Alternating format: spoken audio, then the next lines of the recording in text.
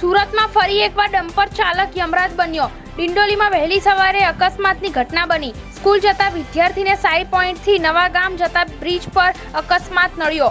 Bike પર પિતા પુત્ર બંને સાથે જઈ રહ્યા હતા। ડમ્પર ચાલકે પાછલા ટાયરમાં અડફેટે લેતા વિદ્યાર્થીનું ઘટના સ્થળે જ મોત નીપજ્યું, જ્યારે પિતા તુકારામનું ચમત્કારી બચાવ થયો। લિંબાયત નીલગિરીની સાર્વજનિક સ્કૂલમાં અભ્યાસ કરતો હતો વિદ્યાર્થી। 15 વર્ષીય સાહિલ ધોરણ 10માં અભ્યાસ કરતો હતો। ઘરનો ચિરાગ ગુમાવતા પરિવાર શોકમાં ગરકાવ થયું। અકસ્માતની જાણ થતાં જ પોલીસ અને ઇમરજન્સી સેવા 108 ઘટના સ્થળે પહોંચી હતી, પરંતુ તે પહેલા જ વિદ્યાર્થીનું મોત નીપજ્યું હતું। ડમ્પર ચાલકને સ્થાનિક લોકોએ પકડી પોલીસના હવાલે કર્યો।